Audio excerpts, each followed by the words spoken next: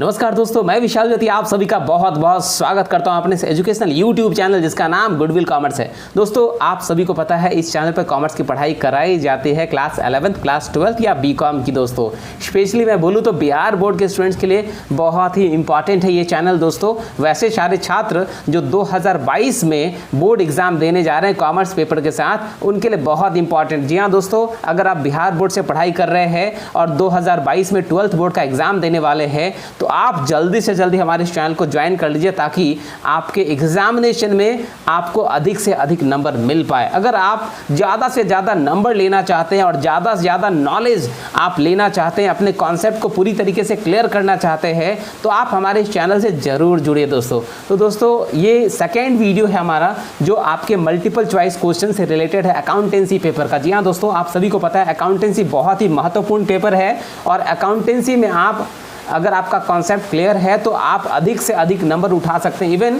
100 out of 100 it mean 100 में 100 number भी आप उठा सकते हैं, कोई तरह की दिक्कत आपको होने वाली नहीं है। तो इसी क्रम में आज हमारा ये दूसरा वीडियो है। पहले वीडियो में दोस्तों आप सभी को पता है कि मैंने 5 मल्टीपल चॉइस क्वेश्चंस आपके सामने आपके लिए डिस्कस किया था हमने, जो कि आपके एग्जामिनेशन के लिए इंपॉर्टेंट है। तो 5 क्वेश्चन के बाद ये छठा क्वेश्चन से आज स्टार्ट होगा और इस वीडियो में आपको 4 महत्वपूर्ण ऐसे क्वेश्चन को डिस्कस करने जा रहा हूं जो आपके एग्जामिनेशन में आने की पूरी संभावना है दोस्तों। तो चलिए डिस्कस करता हूं क्या क्या क्वेश्चन है।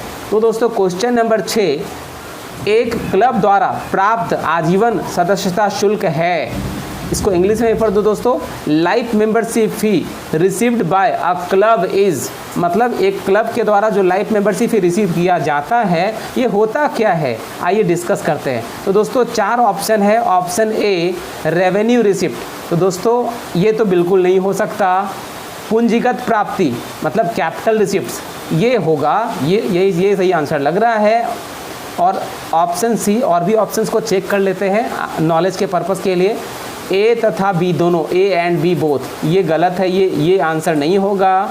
ऑप्शन डी इनमें से कोई नहीं, ये भी ऑप्शन गलत है। तो दोस्तों जो लाइफ मेंबरशिप फी है ये पूंजीगत प्राप्ति है, ये कैपिटल रिसिप्ट्स है दोस्तों। जी हाँ दोस्तों, ये कैपिटल रिसिप्ट्स है, ये कैपिटल नेचर का रिसिप्ट है। इसका कारण ये है दोस्तों कि life membership fee non recurring item है। नॉन रिकरिंग, ये बार बार प्राप्त नहीं होता है, ये ऑर्गेनाइजेशन को बार बार प्राप्त नहीं होता है, ये कभी कभी प्राप्त होता है, ये नॉन रिकरिंग आइटम है, इसी वजह से इसको कैपिटल नेचर का रिसिप्ट्स कहा गया है दोस्तों। तो दोस्तों आप सभी को पता चल पा रहा है कि क्वेश्चन नंबर 6 का जो आंसर है वो आपका पूंजीगत प्राप्ति है, जिसको हमने आपके लिए यहाँ घेर दिया है। तो आप आराम से समझ सकते हैं कि ये क्या है, पूंजीगत प्राप्ति कैपिटल रिसिप्ट्स। चलिए हम लोग अगले क्वेश्चन में आते हैं दोस्तों। जो अगला क्वेश्चन है वो दोस्तों वो है आपका क्वेश्चन नंबर 7। जी हाँ दोस्तों, इस क्वेश्चन नंबर 7 आप देखेंगे पूंजीगत प्रकृति की सभी प्राप्तियाँ दिखाई जाती हैं। पूंजीगत प्रकृति की सभी प्राप्तियाँ दिखाई जाती हैं। अंग्रेजी में भी पढ़ दूँ, all receipts of capital nature are shown in, मतलब कैपिटल नेचर का सारा आइटम कहाँ दिखाते हैं ये पूछना चाह रहा है। तो आइए हम लोग देखते हैं क्या क्या ऑप्शन है। ऑप्शन ए आय व्यय खाता में, इनकम एंड एक्सपेंडिचर अकाउंट में, बिल्कुल नहीं, ये सही ऑप्शन नहीं है। दूसरा स्थिति विवरण में, जी हाँ दोस्तों बैलेंस शीट, ये आंसर सही लग रहा है, फिर भी आगे के ऑप्शंस को देख लेते हैं। ऑप्शन सी लाभ हानि खाता में, प्रॉफिट एंड लॉस अकाउंट में, बिल्कुल नहीं। ऑप्शन डी इनमें से कोई नहीं, ये भी विकल्प आपके गलत हैं दोस्तों। तो चलिए इस क्वेश्चन का जो आंसर है वो है बैलेंस शीट। तो क्वेश्चन में पूछा गया है कि कैपिटल नेचर का रिसिप्ट मतलब पूंजीगत प्रकृति की जो सभी प्राप्तियां हैं कैपिटल रिसिप्ट को कहाँ दर्शाते हैं। तो दोस्तों यहाँ क्लियर कट दिख रहा है, यहाँ आप कहाँ दर्शाते हैं, स्थिति विवरण में, जिसको आप बैलेंस शीट भी बोल सकते हैं। तो जी हाँ दोस्तों, कैपिटल नेचर के सारे रिसिप्ट को कहाँ दिखाते हैं, बैलेंस शीट में।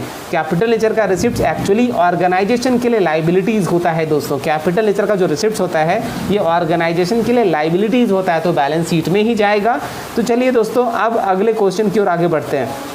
क्वेश्चन नंबर 8 बोल रखा है आयगत प्रकृति की सभी मदें दिखाई जाती हैं। जी हाँ दोस्तों, all items of revenue in nature are shown in, फिर से बोल दे रहा हूँ मैं दोस्तों, all items of revenue in nature are shown in, मतलब रेवेन्यू नेचर के सारे आइटम्स को कहाँ दर्शाते हैं, आयगत प्रकृति के सारे आइटम्स को कहाँ दर्शाते हैं। तो दोस्तों इसके ऑप्शंस को हम लोग पढ़ते हैं। पहला ऑप्शन है आय व्यय खाता में, मतलब इनकम एंड एक्सपेंडिचर अकाउंट में। दूसरा है स्थिति विवरण में, मतलब बैलेंस शीट में। तीसरा ए तथा बी दोनों, मतलब ए एंड बी बोथ। और चौथा ऑप्शन है इनमें से कोई नहीं, नॉन ऑफ दीज। तो दोस्तों मैं बता दूं, ये जो क्वेश्चन है जिसमें साफ साफ लिखा हुआ है कि आयगत प्रकृति की सभी मदें कहाँ दिखाई जाती हैं या रेवेन्यू नेचर के सारे आइटम्स को कहाँ दर्शाते हैं, तो दोस्तों यहाँ पर आप साफ साफ देख सकते हैं इसका जो आंसर होगा ये होगा आय व्यय खाता, इनकम एंड एक्सपेंडिचर अकाउंट में। रेवेन्यू नेचर के सारे आइटम्स को दर्शाते हैं आय व्यय खाता में, अगर अंग्रेजी में बोले तो इनकम एंड एक्सपेंडिचर अकाउंट में दोस्तों। तो चलिए दोस्तों मैं इसको अंडरलाइन कर दूं ताकि आपके लिए थोड़ा आसान हो जाए। ये रहा दोस्तों, इनकम एंड एक्सपेंडिचर अकाउंट में रेवेन्यू नेचर के हर आइटम्स को दिखाते हैं इनकम एंड एक्सपेंडिचर अकाउंट में। मैं इसको हिंदी में भी अंडरलाइन कर दूं ताकि आपको किसी तरह की तकलीफों का सामना नहीं करना पड़े। जी हाँ दोस्तों, आप देख रहे हैं कि हर एक क्वेश्चन को मैं डिस्कस कर रहा हूँ विथ लॉजिक और विथ रीजन, जो आपके कॉन्सेप्ट के लिए बहुत ही ज़रूरी है दोस्तों। तो चलिए अब हम लोग अगले क्वेश्चन में आते हैं, क्वेश्चन नंबर 9। इनमें से कौन सा अलाभकारी संगठन नहीं है? बड़ा इंपॉर्टेंट बात लिखा है इसमें, इनमें से कौन सा अलाभकारी संगठन नहीं है। मतलब क्या, यहाँ नहीं पर ध्यान दीजिएगा, नहीं पर बिल्कुल ध्यान दीजिएगा। कौन सा अलाभकारी संगठन नहीं है दोस्तों? नहीं, ये नहीं बड़ा इंपॉर्टेंट चीज़ है, ये जो नहीं बहुत इंपॉर्टेंट है। आगे की इंग्लिश में भी पढ़ लें इस क्वेश्चन को दोस्तों। Which of the following is not a not for profit organization? not a not for profit organization। कौन सा ऐसा संगठन है जो मतलब नॉट फॉर प्रॉफिट ऑर्गेनाइजेशन नहीं है? नहीं है, ये ध्यान दीजिएगा, नहीं है, ये नॉट वाला बड़ा इंपॉर्टेंट है। तो चलिए देखते हैं कि कौन सा क्या क्या ऑप्शन है, कौन सा ऑर्गेनाइजेशन जो एनपीओ नहीं है। तो स्कूल, जी हाँ दोस्तों, ये तो एनपीओ है, स्कूल तो नॉट फॉर प्रॉफिट ऑर्गेनाइजेशन है। बी अस्पताल हॉस्पिटल, ये नॉट फॉर प्रॉफिट ऑर्गेनाइजेशन है। क्लब, ये भी नॉट फॉर प्रॉफिट ऑर्गेनाइजेशन है। तो ऑप्शन डी साझेदारी फर्म, पार्टनरशिप फर्म, जी हाँ दोस्तों, ये आपका जो है नॉट फॉर प्रॉफिट ऑर्गेनाइजेशन नहीं है। ये जो साझेदारी फर्म है ये प्रॉफिट मेकिंग ऑर्गेनाइजेशन, इसका पर्पस ही प्रॉफिट कमाना होता है।